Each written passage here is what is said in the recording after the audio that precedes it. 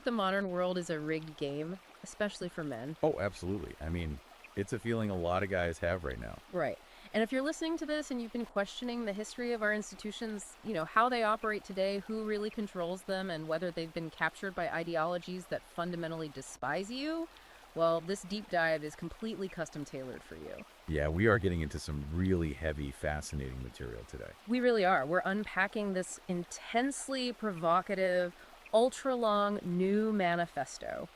It's an ebook titled First Principles: Rebuilding the Masculine Mind on the Ruins of Modernity by Conrad Riker. It's a massive piece of work. It is, and it's written specifically for men, particularly those of you in the men's rights and manosphere communities who are trying to really understand the architectural history of modern society, like before it was captured by feminist and Marxist ideologies. And honestly, it is an incredibly dense, uncompromising text. Right. Like, Riker isn't just offering dating advice here. Right, no, it's way beyond that. Yeah, or just basic political commentary. He is attempting to deconstruct the entire operating system of Western civilization. I mean, from the language we speak to the evolutionary biology we inherit, right down to the legal structures of the family courts. It's ambitious. But because of that scope, I want to make something crystal clear before we really get going here. Yeah, the disclaimer. Exactly. As your guides today, our mission isn't to take a side. Whether you lean left, right, or center, we are here to impartially unpack Riker's arguments. We're going to lay out the specific evidence he presents and help you thoroughly understand the ideas in this original source material. We aren't endorsing them and we aren't condemning them. Right. Our goal is simply to give you the ultimate shortcut to being well-informed on this specific worldview. But if you want the full, unfiltered experience of what we're about to discuss, you really need to check out Amazon Kindle or Google Play Books to buy the ebook right after listening. Highly recommend reading the full text, yeah. Absolutely. And do us a huge favor, hit that like and subscribe button right now to support the show. And make sure to follow the author at Conrad Riker at Substack. So to really grasp Riker's framework, we have to start where he starts. And it isn't with a specific law or a historical event. Okay, where does he start? He begins on the linguistic battlefield. His foundational premise is that before any legal or social systems could be altered to disadvantage men, the fundamental operating system of human society had to be weaponized. Which is language itself. Exactly. Language is the operating system. Okay, let's unpack that, because if words are the operating system, Riker is essentially saying a virus was deliberately introduced into the source code of society. That's a great analogy, yeah. But how does he actually prove that? I mean, is he just taking classical definitions out of context, or is he pointing to a genuine documented linguistic takeover? He actually points directly to institutional documentation. He argues that terms we hear every day, like specifically toxic masculinity, they aren't clinical diagnoses. Right. He frames them as semantic weapons, engineered specifically to pathologize healthy, necessary male behavior. Oh, wow. So what's his main piece of evidence for that? His prime exhibit is the 2019 American Psychological Association's Guidelines for Psychological Practice with Boys and Men. I remember when that came out, it caused a massive stir. It really did. And according to Riker's reading, this document basically declared formal war on the male operating system. How so? Well, the APA guidelines explicitly pathologize foundational male traits. Things like stoicism, competitiveness, risk-taking, and aggression. That's a fascinating angle. Because if I'm understanding him right, his counter-argument is that those exact traits, the ones being labeled as a disease, are actually the load-bearing pillars of human civilization. Precisely. He's saying that stoicism and competitiveness are the very qualities that built the bridges, won the wars, founded the hospitals. I mean, you take away the aggression needed to protect the perimeter and the whole city burns. Yeah, and Riker takes that exact concept and applies a classical educational framework to it. Specifically, the trivium. Ah, okay. The trivium. Yeah, this was the foundational curriculum of antiquity in the Middle Ages. It consists of grammar, logic, and rhetoric. Riker insists that the human brain can only process objective reality sequentially through these three steps. Okay, I need an ELI 5 here. Explain, I'm 5 on the trivium. How's that practically apply to the culture war over language today? Sure. Think of the trivium as an assembly line for truth. First, you have grammar. And this isn't just about, where to place a comma. Right, it's not just syntax. Exactly. It's about locking down objective definitions. What is a man? What is a dog? What is a bridge? You define the physical boundaries of a thing. Okay, makes sense. What's step 2? Second, you have logic. This is where you test those definitions against objective reality to ensure there are no contradictions. Like, can the dog fly? No, that defies the grammar of what a dog is. Got it. And the third? Third is rhetoric, which is the transmission of that logically sound, properly defined truth to other people. So, if I follow the analogy, Riker is warning that if your grammar is compromised, right, like if someone hacks into the system and arbitrarily alters the definitions of words, Yeah, then your logic completely fails. And your rhetoric just becomes empty, manipulative noise. It's like trying to build a house when someone secretly changed the definition of an inch. that is a perfect way to put it. And that is precisely how Riker applies this to the phrase toxic masculinity. How does he break that down? He uses a formal logical syllogism. His major premise is this: a toxicity is something that systemically destroys its host. It operates as a net negative or a poison. Right. Then his minor premise is that traditional male archetypes of provision, protection, and production, which are entirely driven by male aggression, risk-taking, and competitiveness, built the structural foundations of every stable civilization in human history. Therefore, calling the foundation of human infrastructure a toxin is a logical self-refutation. I mean, you can't call the foundation of a building a poison when it's literally the only thing keeping the roof from collapsing on your head. That's his exact point.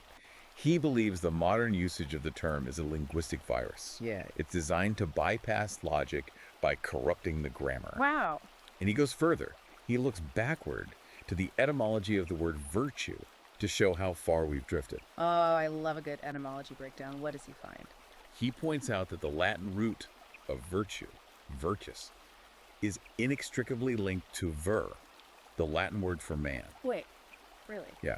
To the Romans, virtue wasn't this modern gender-neutral concept of, gentle goodness, docility, or politeness. It was manly excellence. Interesting. It was courage, martial strength, and honor, forged in the brutal struggle against chaos. That is a massive paradigm shift for anyone used to modern discourse. He's essentially saying that masculinity and virtue are ontologically the same thing in the classical mind. But okay, to play devil's advocate here, does Riker pinpoint an exact moment when our modern institutions stopped caring about objective classical definitions and started prioritizing this subjective altered language? He actually does pinpoint a historical pivot. He uses the University of Michigan's 1988 bias response team protocols as ground zero for this institutional shift. 1988, that's earlier than a lot of people might think. Yeah, he argues this was the moment administrative bodies officially replaced objective physical crimes with subjective metrics. How so? Well, in classical criminal law, you have actus reus, right? Yeah. A guilty act in the physical world. You hit someone, you stole something, you caused measurable physical damage. Right, there is physical evidence. A broken window, a stolen car, something you can touch. Exactly. But Riker argues that the 1988 protocols replaced actus reus with the entirely subjective metric of hurt feelings or discomfort. Ah. Administrative bodies were essentially designed to operate as tribunals for linguistic heresy. The crime was no longer what you objectively did in physical space, but how your mere speech or even your ideological existence made someone else feel. He calls this the institutionalization of neuroticism. Yes, and he says it completely bypasses classical logic because you cannot objectively falsify a feeling. It's like shifting from prosecuting physical trespass to prosecuting mental trespass. Exactly. So if language is the software that has been hacked, if the definitions of virtue, equality, and justice have been inverted to punish innate male behavior, then Riker argues that male biology is the physical hardware. The hardware that society is desperately and foolishly trying to ignore. Which brings us to a really intense part of the book. Yes, the pivot into evolutionary psychology. Now, anyone familiar with this space knows the basics of hypergamy and mate switching, but how does Riker frame it? Riker asserts that male and female biological imperatives are completely different, they're heavily asymmetrical, and that polite modern society absolutely forbids men from discussing the scientifically confirmed realities of female nature. Which includes hypergamy. Yes. That innate biological drive for females to seek mates who are of equal or higher status, resources, and genetic fitness. Riker argues that women are biologically wired to secure the best possible genetic material and provision for potential offspring. Meaning their attraction is inherently conditional on male performance and status. Exactly. That's the evolutionary baseline he operates from. But here's where it gets really interesting and honestly pretty challenging. Riker introduces this concept he calls epistemological hygiene. Yeah, this is a crucial concept in the book. He tells his readers that they should absolutely not be angry at female nature. He uses this incredibly vivid, almost jarring analogy. He compares getting mad at female hypergamy to getting mad at a scorpion for stinging you. It's a stark comparison. But I have to push back here. Isn't that an incredibly cold, bleak view of human connection for the listener to adopt? I mean, comparing romantic partners to scorpions, it sounds like a fast track to absolute misery. It certainly sounds bleak to the modern romanticized ear, I'll give you that. But Riker frames it not as misogyny, but as the only path to genuine male agency. How does that give men agency? Because epistemological hygiene means cleaning your perceptual lens. It means stripping away societal resentment and viewing biological realities with the cold, clinical gaze of a biologist. Okay. You don't hate the scorpion for having a stinger. You don't judge it morally. You simply recognize its nature and build the necessary boundaries to avoid being struck. So it's about radical acceptance of reality. Yes. Riker argues that men suffer profoundly in the modern world because they operate under a complete delusion, a social construct he calls the covert contract of the nice guy. The nice guy illusion. It's like putting coins into a vending machine, pressing the button and getting furious when a soda doesn't drop out. That's a perfect way to visualize it. These men view docility and politeness as currency and intimacy or respect as a guaranteed transaction from the universe. Right. He calls the covert contract a purely magical, anti-empirical, and essentially feminine mode of thinking. It's a logical fallacy. Because they think being harmless equals being attractive. Exactly. The ninth guy believes that if he is perfectly docile, unassuming, and completely suppresses his natural aggression and dominance, women will automatically reward him with love and loyalty. But that goes against the evolutionary baseline we just talked about. Precisely. When reality inevitably refuses to honor this invisible, unspoken contract, because female biology responds to competence and strength, not harmlessness, the nice guy breeds a deep, toxic resentment. He's furious because he played by the rules society gave him, and he still lost. Yes. Because society gave him the wrong rule book. And to explain why men keep falling for this trap, Riker relies heavily on the Coolidge effect and the 19th century philosopher Arthur Schopenhauer. Two very different but connected concepts in his framework. Right, so the Coolidge effect, for context, is that biological phenomenon seen in male mammals where they exhibit renewed sexual interest if introduced to new receptive sexual partners. It's the biological drive for genetic variance. Yeah. But where does Schopenhauer fit into this? I mean, he isn't exactly light reading. No, he's not. But Riker leans on Schopenhauer's concept of the will to life to explain the illusion of romantic love. Okay, lay that out for us. Schopenhauer argued that the universe is driven by a blind, irrational, and surging cosmic force that just wants to perpetuate itself.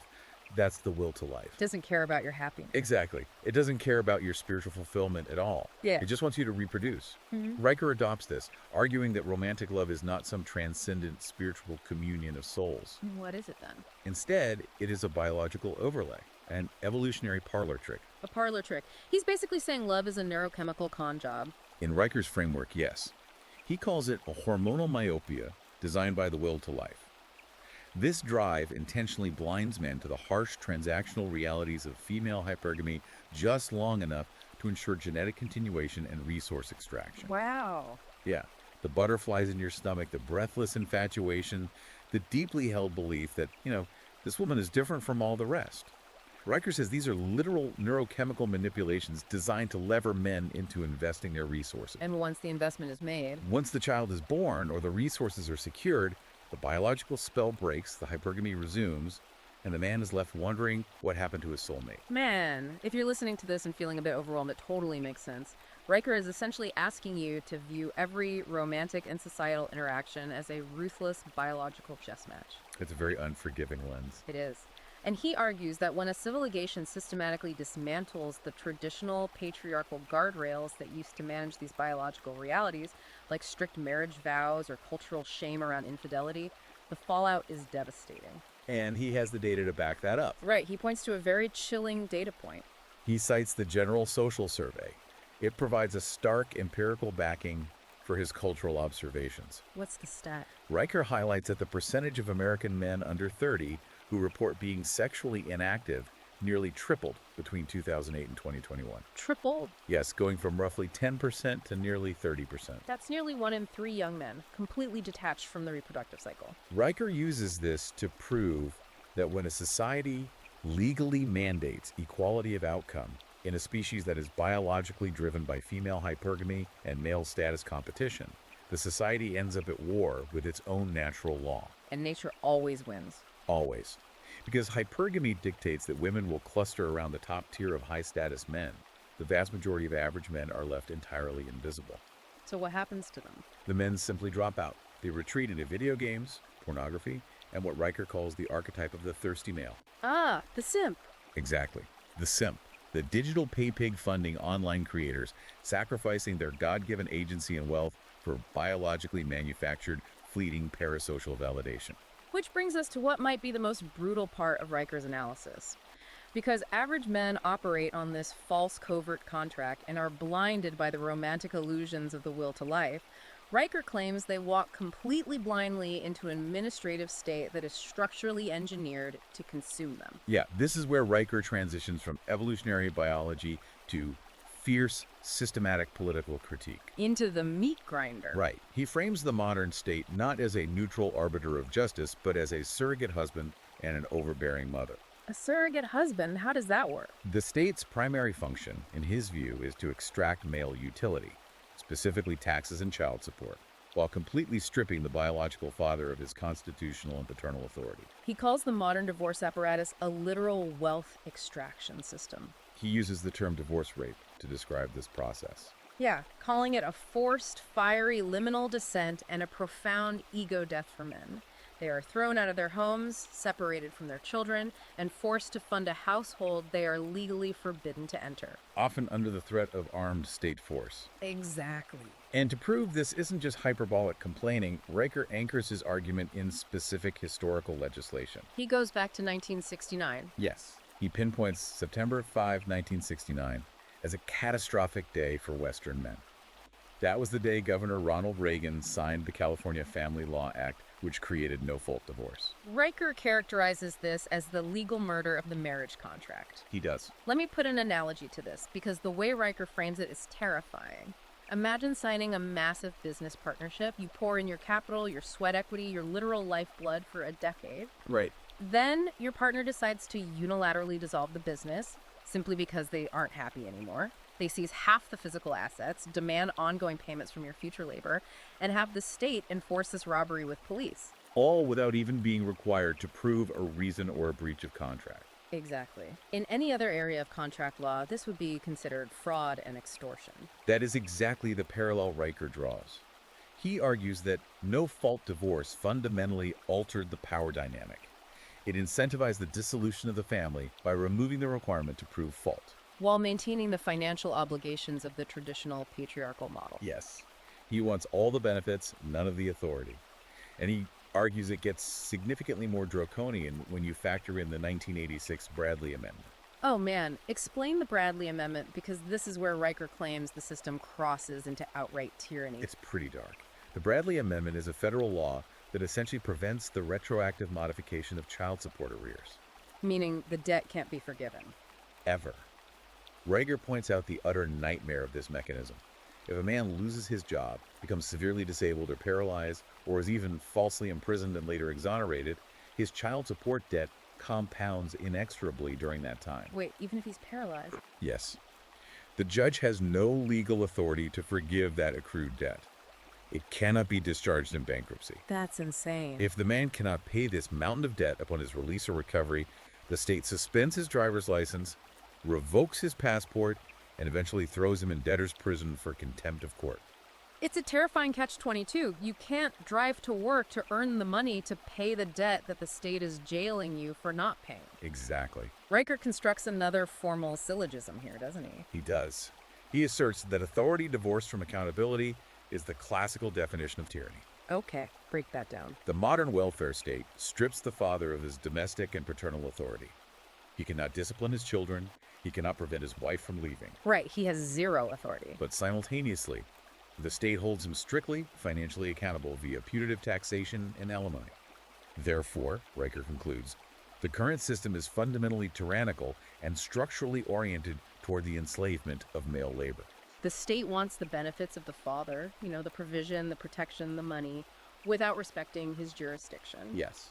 But Riker doesn't just stop at the family courts. No, he attacks the educational and psychological institutions that provide cover for this legal extraction.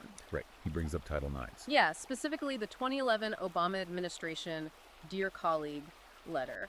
This was an administrative fiat that lowered the standard of evidence for sexual assault adjudications on college campuses. Lowered it from clear and convincing evidence to a preponderance of the evidence. Which basically means 51% certainty. 51%. Riker says this unilaterally destroyed the due process rights of men, allowing a young man's entire academic and professional future to be annihilated by subjective, retroactive claims of regret or hurt feelings, rather than hard, objective proof. And if you ask where the psychological justification for stripping male due process comes from, Riker traces it back to the 1981 Duluth model of domestic violence intervention. The Duluth model. That's a huge piece of this puzzle. Huge. Riker argues this model is pure, distilled Marxist patriarchy theory, masquerading as social science. How does it work? The Duluth model explicitly redefines male power and control as the root cause of all domestic discord. According to Riker, it operates on a dogma that completely ignores female-perpetrated abuse, psychological abuse, or mutual combat. So it assumes the man is always the aggressor by default. Always. Men forced into mandatory anger management under this framework are subjected to what he calls ideological struggle sessions. Struggle sessions? Yeah, where they are punished simply for possessing masculine energy and told their biology is inherently abusive. To hammer home how severe and inescapable this meat grinder is, Riker details a truly tragic, extreme case. He tells the story of Thomas Ball. Yes, June 15, 2011. Ball was a military veteran who literally self-immolated. He set himself on fire on the steps of the Cheshire County Courthouse in New Hampshire in protest of the family court system, which he felt was erasing his role as a father and driving him to ruin. It's an incredibly harrowing story. It is, and Riker uses this horrific event as a preview of where society is heading. Oh wait, I have to step in here and challenge this. Sure. Using a guy who set himself on fire as the baseline for an argument, that is incredibly extreme. How can Riker justify using an absolute catastrophic outlier to claim the entire legal system is irredeemably broken? Riker actually anticipates that exact objection from the reader. Okay, what's his defense? His defense is that Thomas Ball is not an anomaly. Rather, he is the logical, inevitable endpoint of the system's design. The endpoint. Right. Ball was a man who played by the rules, served his country, tried to be a father, and found himself ground into dust by an administrative machine designed to extract his wealth while severing his bloodline. So Riker's core argument here is that when a system fundamentally violates natural law, the results won't be mild disagreement. Exactly. They will be extreme, violent, psychological, and physical implosions. And for Riker, the fact that the mainstream culture completely ignored Thomas Ball's sacrifice is absolute proof of the system's sociopathic indifference to male suffering. The machine just hosed off the steps and kept extracting. That is heavy. It is incredibly dark, heavy material to process. And it naturally leads you, as the listener, to ask, how on earth did we get here? How did the laws, the language, and the institutions become so fundamentally hostile to male existence? Right, and Riker traces this intellectual virus back to its incubation point, the modern university. Yes. Riker's thesis here is that the academy has undergone a complete structural inversion. It transitioned from an institution designed to teach the cosmic architecture of the creator into what he bluntly calls factories of ideological castration. He contrasts the foundational purpose of these institutions with what they are now. He does. For example, he points out that in 1636, Harvard was founded with a strict mandate to train clerics in grammar, logic, and rhetoric to understand objective divine truth. But then he contrasts that classical mandate with the year 1935. Right, which he marks as the arrival of the Frankfurt School at Columbia University in New York. The Frankfurt School. This is where the long march through the institutions really begins. Exactly. The Frankfurt School represents the intellectual incubation of critical theory. So what was their strategy? Well, Riker argues that early 20th century Marxist theorists realized they had a major problem. The Western working class had no desire for a violent economic revolution. Because they were too comfortable. Right. The working class in America and Europe was relatively prosperous, heavily unionized, and generally content. So the classical Marxist model, the proletariat violently overthrowing the bourgeoisie, it completely failed. What did they do? According to Riker, they shifted their focus from economics to culture. Cultural Marxism. Yes. Instead of attacking capitalism directly in the factories, they began pathologizing the foundational cultural pillars of the West: the traditional family, objective truth, and patriarchal authority. They framed the traditional father-led family not as a biological necessity, but as a unit of latent fascism that oppressed women and children. Exactly. And Riker traces this intellectual decay through a very specific, sweeping historical chain. He argues it didn't start in the 1960s, it started centuries ago with a philosophical concept called nominalism. Yeah, he goes way back. Now, I hear nominalism thrown around in philosophy podcasts all the time, but how does Riker connect it to modern feminism? To understand Riker's timeline, you need an ELI 5 on nominalism. Let's do it. In classical medieval philosophy, which is called realism, the belief was that universal categories objectively exist. A tree has an innate treeness given by God. A man has an innate manness. It's an objective reality. Right.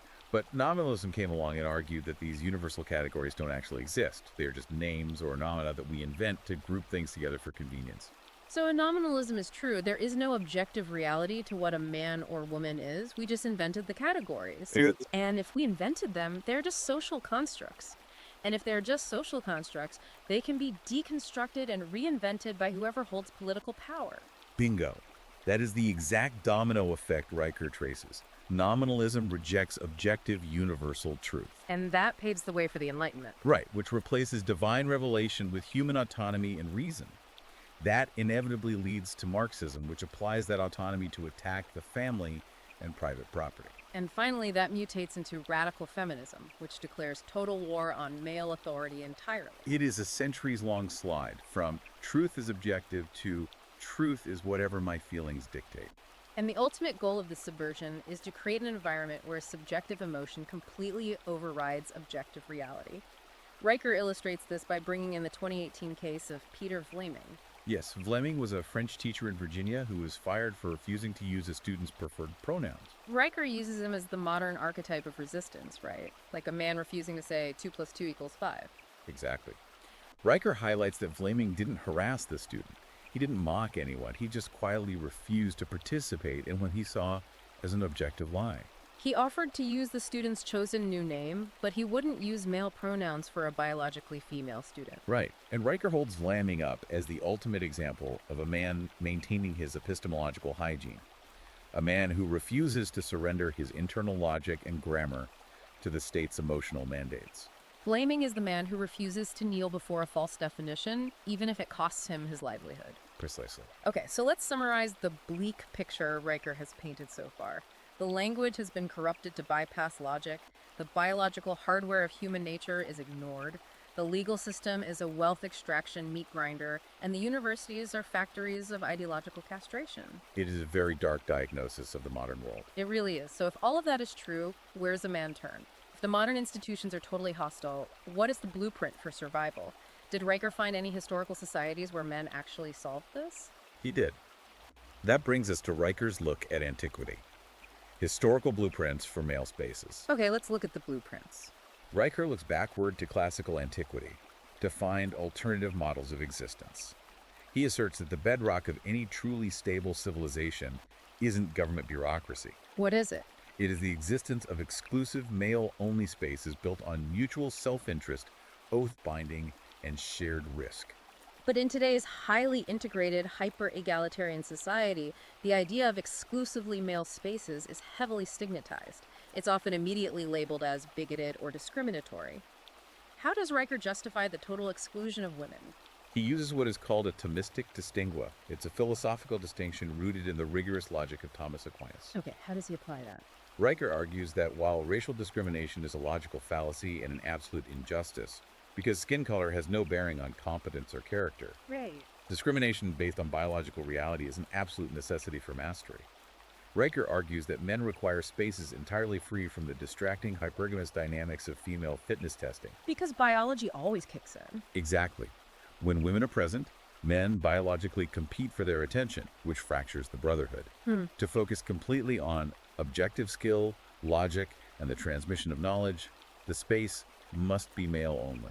He pulls some fascinating historical examples to back this up. He talks extensively about the Roman paterfamilias, but not the way modern historians or critics frame it. Right. Modern feminist revisionists usually focus solely on the patria potestas. Which was the absolute, almost dictatorial legal power the Roman father held over his household, including the power of life and death. Yes, but Riker points out they completely omit the pietas. What's the pietas? This was the crushing weight of religious, moral, and civic duty that bound the father. The paterfamilias wasn't a tyrant. He was the high priest of the home. He had to embody the concept of gravitas. Gravitas. I love Riker's definition of this. It's beautiful. Rage subordinated to reason. Yes, a man with gravitas doesn't throw emotional tantrums. He holds his anger and aggression in reserve, utilizing them only as precision weapons for justice and protection. Riker also points to the Roman collegia as another example. What were they? These were private, oath-bound associations of craftsmen, merchants, and military veterans that operated completely outside the emperor's direct administrative control. So they were self-sufficient. Completely. The collegia were essentially self-contained engines of society. They provided their own insurance, buried their own dead, administered their own governance, and trained their apprentices. And the state just let them exist. The Roman state tolerated them because it understood a fundamental truth. Oath-bound men were the architects of public order.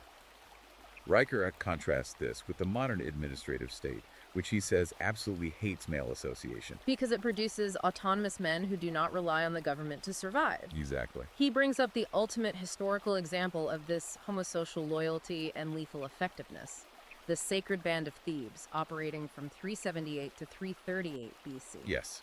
The Sacred Band was composed of 150 pairs of male lovers and brothers-in-arms who absolutely crushed the supposedly invincible Spartans. Wait, lovers. How does that fit into a modern manifesto about masculinity? I know, it catches you off guard. But Riker uses them to prove a universal biological law of warfare.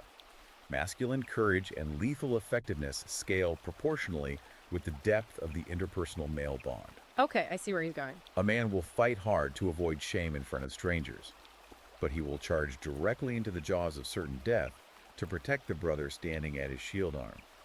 The emotional and physical bond translates directly into martial invincibility. And Riker argues that because this kind of autonomous male-bonded power is so threatening to the modern, centralized, egalitarian state, there has been a deliberate, systematic destruction of these spaces over the last century. He traces the timeline of this destruction very carefully. Where does he start? He points to the 1893 founding of Co-Freemasonry, the Droit Humain. He says this actively stripped the masculine mystery from the lodges by forcing female inclusion. Because it changed the dynamic completely. Right. He argues that the moment you admit the feminine into the inner sanctum of a male space, the gravity fails, the tension dissipates, and the lodge falls to earth as just another social club. He takes it further into modern law, doesn't he? He does. Citing the weaponization of the 1964 Civil Rights Act and Title IX to forcibly integrate private men's clubs, he points to the tragic modern decline of the Boy Scouts of America as the ultimate, undeniable proof of this dynamic. It's a prime example. The Scouts used to be a vital forge of American masculinity, teaching survival, honor, and self-reliance. But when they surrendered to corporate pressure, litigation, and forced co-ed integration, they had to lower their physical and psychological standards to accommodate girls. They diluted their initiatory power. Exactly. They lost their core constituency and ended up morally and financially bankrupt. But this raises a massive practical question. If you're listening to this right now, you have to ask. Riker heavily advocates for the total exclusion of women in these mastery groups. But in our highly integrated modern corporate economy, where HR departments dictate everything, is it even functionally possible for a man to build these parallel institutions without facing total professional exile and cancellation? Can you actually live this way today?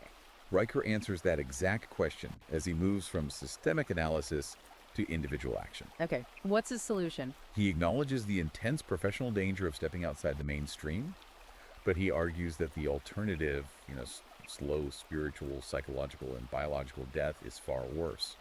He lays out exactly what the listener must do to survive and rebuild. And it starts with the physical body. Yes, he calls it somatic sovereignty. The flesh as the temple of the logos. Precisely his framing. Riker states that a man who cannot command his own flesh, who cannot control his impulses, is a squatter in the temple of his own spirit. He demands that men completely replace the pursuit of female validation, the chase for likes, dates, and approval, with the grueling pursuit of mastery and brotherhood.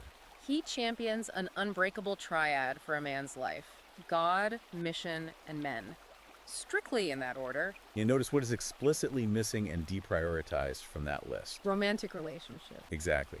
Riker argues that placing your life's mission and your loyalty to your brothers above fleeting, biologically manipulated romance builds an impenetrable psychological wall against the chaos of modernity. The ultimate goal is to become what he calls the sovereign craftsman. Right. What is the sovereign craftsman? This is a man who holds an irreplaceable elite-level skill that is tethered to objective physical reality. So not a middle management email job? No, absolutely not.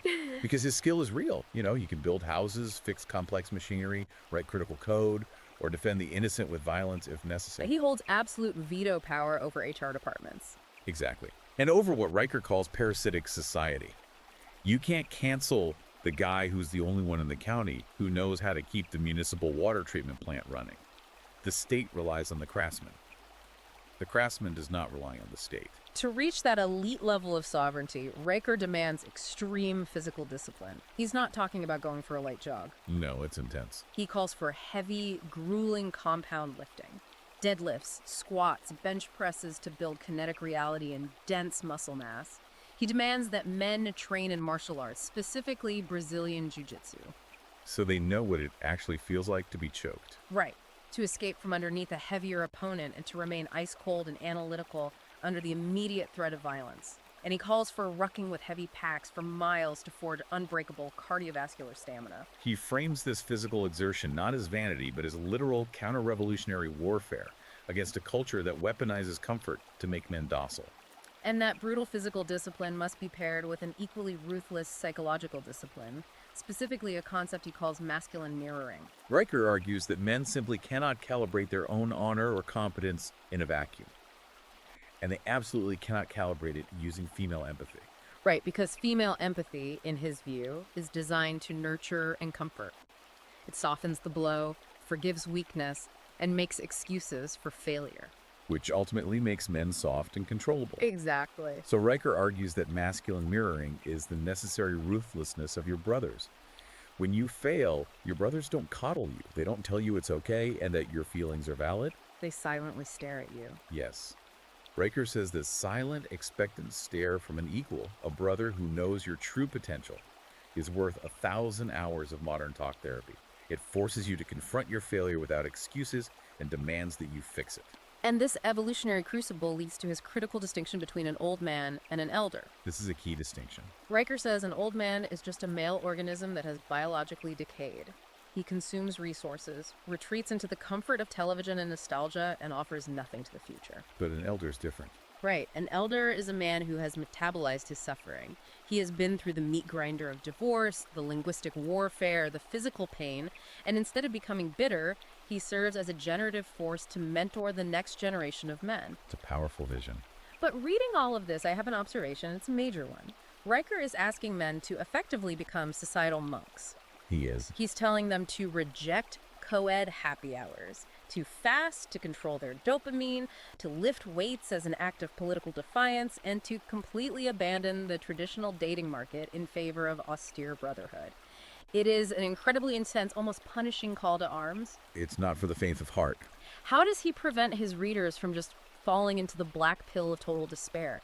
If the whole system, the language, the biology, the courts, the schools, if it's all rigged against you, why not just give up? Why not just check out completely? Riker dedicates a significant portion of his conclusion to this exact trap. He explicitly and formally rejects the black pill worldview as a logical fallacy. Okay, how does he frame it? He calls it a failure of both intellect and nerve. He argues that the collapse of the modern degenerate order, the crashing marriage rates, the failing institutions, it is not a tragedy to be mourned. What is it then? It is a necessary, fiery clearing of the ground.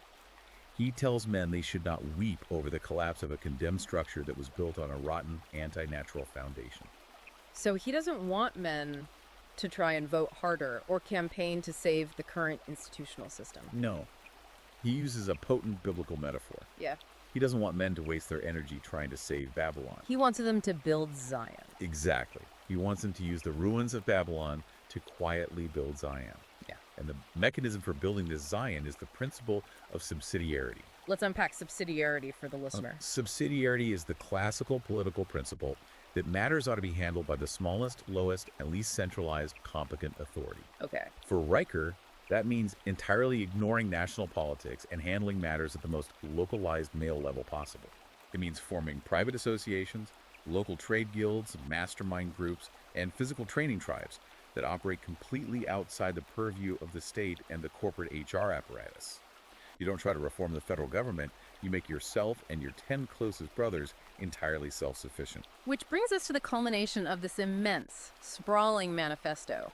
We have taken an incredible, challenging journey through Riker's worldview today. We really covered a lot of ground.